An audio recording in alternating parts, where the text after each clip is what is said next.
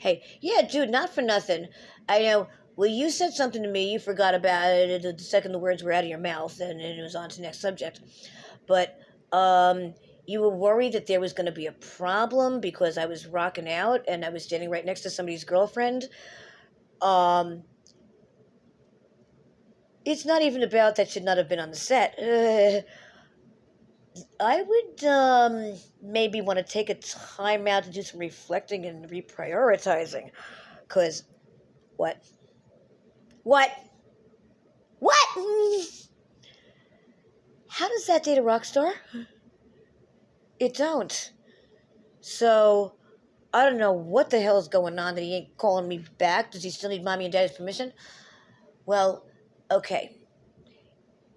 If he's dead and gay at the same time, it is still in human nature to call back for a quick roll in the hay.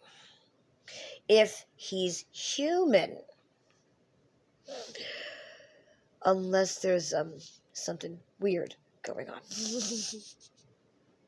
other than you don't mean he's not human. I'm pretty sure he's human. Because if he's not human, that would be a weird thing. Or something just as weird.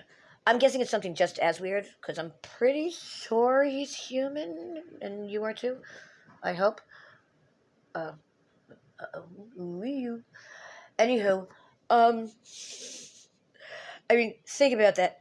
Gotta realize, I didn't even know Cross was a boy. And I was told, that he was a boy. I still, looking at him, I still have had a hard time believing he was a boy. I I thought he was a cross dresser and just wearing normal clothes that day for the filming. I thought he was one of those guys that on hormones. A few months later, he started to fill out. Took one look at me and hit puberty. The delayed puberty. You're wondering if it was ever going to happen. Yeah, the puberty hit the second he laid eyes on me. So 2 months later, he looked like a boy. But I thought that was a girl, for one. Um, he was invisible to me. It was when they called Nolan over and said, "We want you two guys to do a sexy pose together." I'm like, "Wait a minute, you two guys." Okay, yes, I do have a hearing deficiency. It's like I'm underwater, but I can still catch. I get the gist. I know this. Well, obviously, I heard right. Okay. So, I was just doing my job. My job was to play a fan. Back in the 80s, when I went to concerts, if I could not get in the front row, well, then I might as well circle the bar while there's still purple cockroaches. A purple cockroach would be like a 10, the hottest of the hot. Then a blue cockroach would be like an 8.